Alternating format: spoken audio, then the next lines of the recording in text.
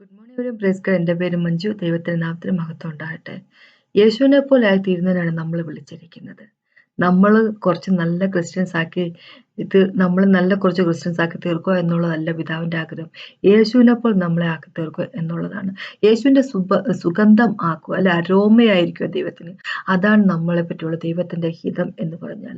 അപ്പൊ അങ്ങനെ ആയിരിക്കുന്നതിന് വേണ്ടി നമ്മളുടെ ജീവിതത്തിന്റെ എല്ലാ ഏരിയയിലും യേശു ക്രിസ്തു ഉണ്ടായിരിക്കണം. നമ്മുടെ സ്വഭാവം എങ്ങനെയായിരിക്കണം എന്നുള്ളതിനെ പറ്റി ദൈവം വളരെയധികം കർക്കശമായിട്ട് നമ്മളോട് സംസാരിച്ചുകൊണ്ടിരിക്കുക. ദൈവം എന്ന് പറയുമ്പോൾ സ്പിരിച്വാലിറ്റിന്റെ ദൈവം മാത്രം, നമ്മുടെ ജീവിതത്തിന്റെ എല്ലാ ഏരിയന്റെയും ദൈവം തന്നെയാണ്. നമ്മൾ സാധാരണഗതിയിലുള്ള നമ്മളുടെ ഒരു അണ്ടർസ്റ്റാൻഡിങ്, നമ്മുടെ ഒരു രീതി എങ്ങനെയാന്ന് വെച്ച് കഴിഞ്ഞാൽ, നമ്മുടെ സ്പിരിച്വൽ ലൈഫിന്റെ ഒരു ഏരിയയിൽ മാത്രമാണ് നമ്മൾ മിക്കവാറും ആൾക്കാർ തന്നെ ദൈവത്തിന് പ്രാധാന്യം കൊടുക്കുന്നത്. പക്ഷെ സ്വഭാവത്തിന്റെ കാര്യമോ അല്ലെങ്കിൽ നമ്മുടെ കുടുംബജീവിതത്തിന്റെ അല്ലെങ്കിൽ നമ്മുടെ കുഞ്ഞുങ്ങളുടെ ജീവിതത്തിൽ, നമ്മുടെ ജോലിന്റെ കാര്യത്തിൽ, അതൊക്കെ അതിലൊന്നും നമ്മൾ ദൈവത്തെ മിക്കവാറും തന്നെ ഇടപെടുത്താറില്ല, അല്ലെ.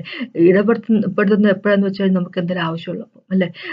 അപ്പൊ പ്രാർത്ഥനയായിട്ട് ചെല്ലും. അപ്പൊ ദൈവം നമ്മളെപ്പറ്റി വിചാരിക്കുന്നത് നമ്മുടെ സ്വഭാവം വളരെ നീറ്റ് ആൻഡ് ക്ലീൻ ആയിട്ടായിരിക്കണം. യേശുക്രിസ്തുവിനെ പോലുള്ള സ്വഭാവമായിരിക്കണം. അതിനെപ്പറ്റിയാണ് എനിക്ക് പറയാനുള്ളത്. അപ്പോൾ നമ്മുടെ സ്വഭാവം യേശുക്രിസ്തുവിനെ പോലെ അല്ലെങ്കിൽ യേശുവിന്റെ അരോമയായിരിക്കത്തില്ല, നമ്മൾ യേശുവിന്റെ സുഗന്ധമായിരിക്കത്തില്ല, നമ്മളെ തന്നെ ദുർഗന്ധമായിരിക്കും നമ്മൾ, അല്ലെ. അപ്പം അതിനെപ്പറ്റിയാണ് എനിക്ക് പറയുള്ളത്. അപ്പൊ ഒന്ന് മുമ്പോട്ട് പോകുമ്പോൾ പ്രാർത്ഥിച്ച ശേഷം സംസാരിക്കും. കർത്താവേ, സമയത്തിന് നന്ദി പറയുന്നു. Thank you Jesus master. അങ്ങയുടെ വചനത്തിനായിട്ട് നന്ദി പറയുന്നു. എന്നും ചെയ്യുന്ന പോലെ തന്നെ ഞങ്ങളോട് സംസാരിക്കണം എന്ന് അപേക്ഷിക്കുന്നു. യേശുവിന്റെ സുഗന്ധമായിട്ട് അരോമയായിട്ട് ജീവിക്കാനുള്ള കൃപ ഞങ്ങൾക്ക് തടന്ന് അപേക്ഷിക്കുന്നു. ഹല്ലേലൂയ. പാതകളുമായിട്ട് യേശുവിനെ പോലെ തന്നെ ആക്കി ഞങ്ങൾ തീർക്കാണ് കർത്താവേ. ഒത്തിരി കുറ്റങ്ങളും കുറവുകളുണ്ട്, പക്ഷെ അതെല്ലാം അങ്ങയുടെ കയ്യിലേക്ക് തരുക.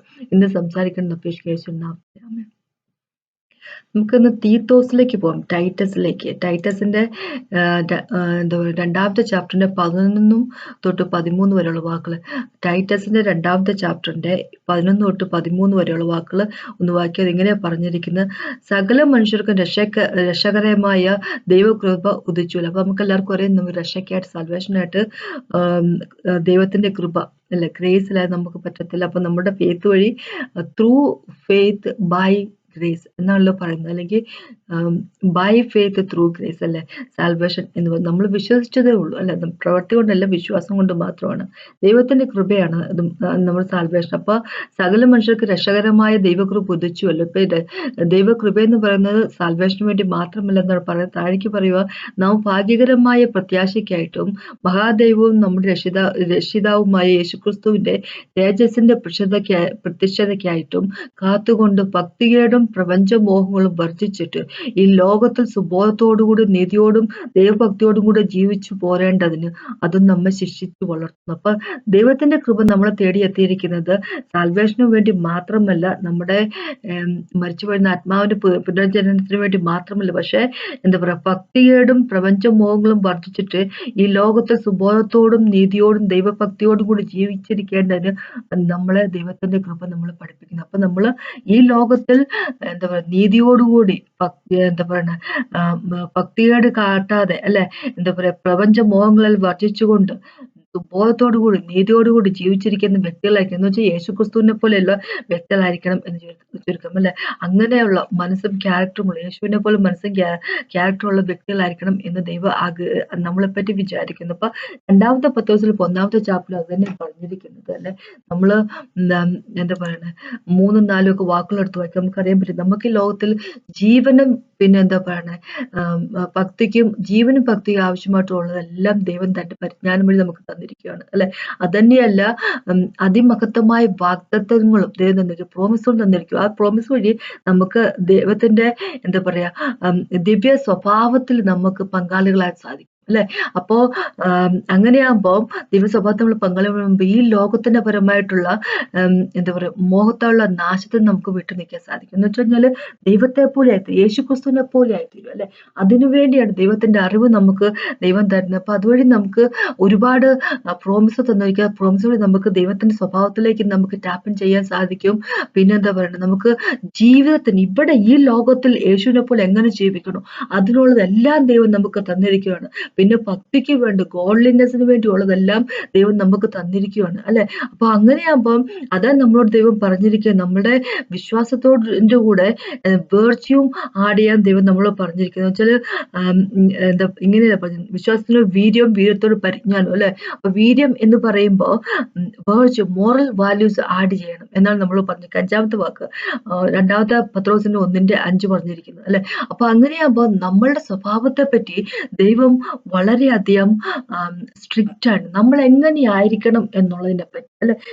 നമ്മുടെ ദൈവം നമ്മളെ പറ്റി വിചാരിക്കുക നമ്മളുടെ ആത്മാവിന്റെ രക്ഷ മാത്രമല്ല, നമ്മുടെ സ്വഭാവം, നമ്മുടെ മനസ്സും മാറണം, മാറിയേ പറ്റത്തുള്ളൂ അല്ലെ. നമ്മൾ മോശപ്പെട്ട രീതിയിലുള്ള സ്വഭാവമായിട്ട് നടക്കുന്ന വ്യക്തികളാകരുത്. ഇനി നമ്മൾ തീത്തോസിനെ തിരിച്ചു പോവുകയാണെങ്കിൽ അതിന്റെ എന്താ പറയുക, ഒന്നാമത്തെ ചാപ്റ്ററിലേക്ക് പോകുമ്പോൾ അപ്പൊ തീത്തോസിനെ പറ്റി പറയട്ടെ. അപ്പൊ നമുക്കറിയാം ക്രീറ്റ് എന്നുള്ള ഐലൻഡില് പോള് തീത്തോസിനെ ആക്കിയിട്ട് പോയിരിക്കുകയാണ്. എന്താണെന്ന് വെച്ചാൽ ക്രീറ്റ് എന്ന് പറഞ്ഞാൽ അവിടുത്തെ ചർച്ചുകൾ ഒരുപാട് പ്രശ്നങ്ങളൊക്കെ നടക്കുന്നു. അപ്പൊ അവിടെ മൂപ്പന്മാരെയൊക്കെ എന്താ എൽഡേഴ്സിനെയൊക്കെ അപ്പോയിന്റ് ചെയ്യുന്നതിന് വേണ്ടി, എല്ലാ സെറ്റിലും അപ്പോയിന്റ് ചെയ്യുന്നതിന് വേണ്ടി തീത്തോസിനെ അവിടെ ആക്കിയിട്ട് പോയിരിക്കുന്നു. അപ്പോൾ ഇത് ഈ മൂപ്പന്മാരെയൊക്കെ അപ്പോയിന്റ് ചെയ്യുന്നതിനെ പറ്റിയാണ് ഇവിടെ പറയുന്നെങ്കിൽ പോലും, പക്ഷെ അതിനേക്കാൾ ഉപരിയായിട്ട് തീത്തോസിനോട് ദൈവം പറഞ്ഞിരിക്കുന്നത് എന്തെന്ന് വെച്ച് കഴിഞ്ഞാൽ നമ്മൾ എങ്ങനെയുള്ളവരായിരിക്കണം. മൂപ്പന്മാരായാലും എന്ന് വെച്ചാൽ പാസ്റ്റർമാരായാലും എൽഡേഴ്സ് ബിഷപ്പുമാരായാലും എന്താന്ന് പറഞ്ഞാലും കോൺഗ്രിഗേഷനിലെ ആൾക്കാർ എങ്ങനെയാന്ന് പറഞ്ഞാലും എങ്ങനെയാന്ന് വെച്ചാൽ നമ്മുടെ സ്വഭാവം എങ്ങനെയായിരിക്കണം, അതാണ് ശരിക്കുള്ള ഇതിന്റെ ഈ ബുക്കിന്റെ തീത്തോസിന്റെ ബുക്കിലുള്ളത് അല്ലെ. അപ്പൊ ഇവിടെ ഇങ്ങനെ പറഞ്ഞിരിക്കുക, ഒന്നാമത്തെ ചാപ്റ്ററിലേക്ക് പോകുമ്പോൾ തന്നെ ആറാമത്തെ വാക്കോട്ട് 9 വരെ വാക്കുകൾ ഇങ്ങനെ പറഞ്ഞിരിക്കുന്നു. മൂപ്പൻ അല്ലെ, കുറ്റമില്ലാത്തവനും ഏകപാരിയുള്ളവനും. മൂപ്പനെ അപ്പോയിന്റ് ചെയ്യുന്നതിനെ പറ്റി, എൽഡറിനെ അപ്പോയിന്റ് ചെയ്യുന്നതിനെ പറ്റി പറയുക. മൂപ്പൻ കുറ്റമില്ലാത്തവനും ഏകപാരിയുള്ളവനും ശ്രുതിയോ അനുസരണക്കേടോ ഇല്ലാത്ത വിശ്വാസികളായ മക്കളുള്ളവനും ആയിരിക്കണം. അധ്യക്ഷൻ ദൈവത്തിന്റെ ഗൃഹവിചാരകനാകിയാൽ അനന്യനായിരിക്കണം. തന്നിഷ്ടക്കാരനും കോപിയും മദ്യപ്രിയനും തല്ലുകാരനും ദുർലാഭമോഹിയും ആകരുത്. അതിഥിപ്രിയനും സൽഗുണപ്രിയനും സുബോധശീലനും നീതിമാനും നിർമ്മലും ജിതേന്ദ്രിയനും പഥ്യോപദേശത്താൽ ബോധിപ്പിപ്പാനും വിരോധികൾക്ക് ബോധം വരുത്തുവാൻ ശക്തനാകേണ്ടതിന് ഉപദേശപ്രകാരമുള്ള വിശ്വാസ വചനം മുറുകെ പിടിച്ചിരിക്കുന്നവനായിരിക്കട്ടെ. അപ്പൊ ഇവിടെ എൽഡറിനെ അല്ലെങ്കിൽ മൂപ്പനെ അപ്പോയിന്റ് ചെയ്യുന്നതിനെ പറ്റി പറയുമ്പോൾ നമ്മൾ ഓട്ടോമാറ്റിക്കലി തിങ്ക് ചെയ്യുന്നത് എന്താണെന്ന് വെച്ചാൽ, ഒരു ചർച്ചിൽ ഒരു പാസ്റ്ററെ അപ്പോയിന്റ് ചെയ്യുന്നത് പറയുമ്പോൾ നമ്മൾ ആദ്യമായിട്ട് നമ്മളൊക്കെ ചിന്തയിലേക്ക് വരുന്നതെന്ന് വെച്ചാൽ പാസ്റ്ററിന് കുറച്ച് തിയോളജി നോളജ് ഒക്കെ ഉണ്ടായിരിക്കണം, ബൈബിൾ കോളേജിലൊക്കെ പോയി പഠിച്ച വ്യക്തിയായിരിക്കണം അല്ലെ. അങ്ങനെ തിയോളജിക്കലി കുറെ കാര്യങ്ങളൊക്കെ അറിയണം. പിന്നെ എന്താ പറയുക, കുറച്ച് ഹീലിങ്ങുകൾ അല്ലെ, അങ്ങനെ കുറച്ച് കൃപാവരങ്ങളൊക്കെ ഉള്ള വ്യക്തികളായിരിക്കണം.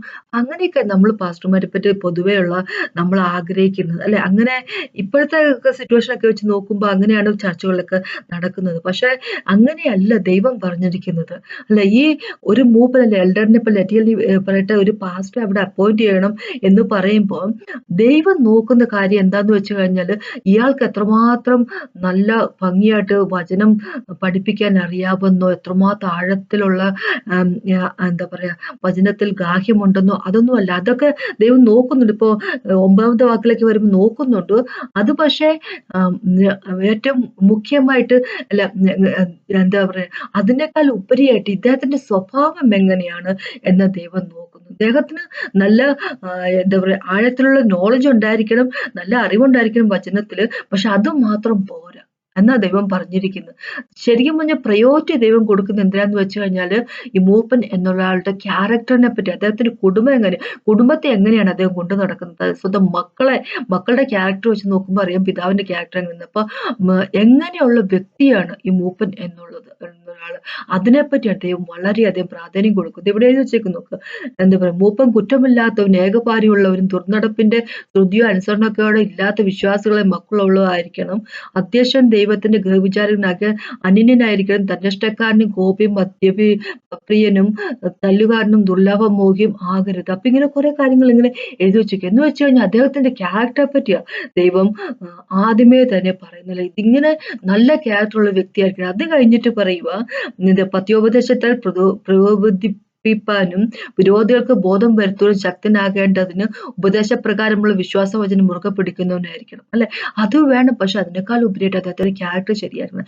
ഇനി നമുക്ക് രണ്ടാമത്തെ ചാപ്റ്ററിലേക്ക് പോകുമ്പോഴും തന്നെ ഇങ്ങനെ പറഞ്ഞ പത്യോപദേശത്തിന് ചേരുന്നത് പ്രസ്താവിക്കുന്നു പറയാം. ഒന്നാമത്തെ വാക്ക് പറയാം 1 തൊട്ട് 5 വരെയുള്ള വാക്കുകൾ വായിക്കുമ്പോൾ നമുക്കറിയാം വൃദ്ധന്മാരുള്ള അല്ലെങ്കിൽ എൽഡേഴ്സ് ആയിട്ടുള്ള ഒരു മുതിർന്ന ആൾക്കാരെ എങ്ങനെയായിരിക്കണം എന്ന് പറഞ്ഞിരിക്കുന്നത്. സ്ത്രീകൾ വൃദ്ധന്മാർ എങ്ങനെ തന്റെ നടപ്പിൽ പവിത്രയോഗ്യരും ഏഷണി പറയാത്തവരും വീഞ്ഞിനും അടിമപ്പെടാത്തവരായിരിക്കണം എന്ന് പറഞ്ഞു. ദൈവവചനം ദുഷിക്കപ്പെടാതിരിക്കേണ്ടതിന് യൗവനക്കാർത്തികൾ അല്ലെ ഭർത്തപ്രിയമാരും പുത്രപ്രിയമാരും സ്വബോധവും പാതിവൃത്യമുള്ളവരും വീട്ടുകാരും നോക്കുന്നവരും ദയുള്ളവരും ഭർത്താക്കന്മാർക്ക് കീഴ്പ്പെടുന്നവരായിരിക്കുവാൻ ശീലിപ്പിക്കേണ്ടതിന് നന്മ ഉപദേശിക്കുന്നവരായിരിക്കണം എന്ന് പറയുന്നത്. പിന്നെ യവനക്കാരന്മാർ എങ്ങനെയായിരിക്കണം എന്നുള്ളതിനെ പറ്റി പറഞ്ഞിരിക്കുക. അതിന് മുമ്പായിട്ട് രണ്ടാമത്തെ വാക്ക് വൃദ്ധന്മാർ എങ്ങനെയൊക്കെ പറഞ്ഞിരിക്കും. നിർമ്മതരും ഗൗരവവും സുബോധവും ഉള്ളവരും വിശ്വാസത്തിലും സ്നേഹത്തിലും സഹിഷ്ണുതയിലും ആരോഗ്യമുള്ളവരും ആയിരിക്കണം എന്ന് പറഞ്ഞിരിക്കുന്നു. എന്ന് വെച്ച് കഴിഞ്ഞാൽ പൊതുവെ പറയുവാണ് ഇവിടെ എന്താ പറയുക എൽഡേഴ്സിനെ അപ്പോയിന്റ് ചെയ്യാൻ വേണ്ടിയാണ് ടൈറ്റസിന് ഇവിടെ നിർത്തിയിരിക്കുന്നത് പോലും. പക്ഷെ പോള് പറയാ മനുഷ്യരുടെ സ്വഭാവം അത് എങ്ങനെയായിരിക്കണം എന്നുള്ള കാര്യം അവർക്ക് പറഞ്ഞു കൊടുക്കുക. എന്ന് വെച്ച് കഴിഞ്ഞാൽ ദൈവം അത്രയധികം നമ്മുടെ സ്വഭാവത്തിന് നമ്മൾ എങ്ങനെയായിരിക്കുന്നു എന്നുള്ളതിന് വളരെയധികം ദൈവം പ്രാധാന്യം കൊടുക്കുക എന്ന് ചുരുക്കം അല്ലെ.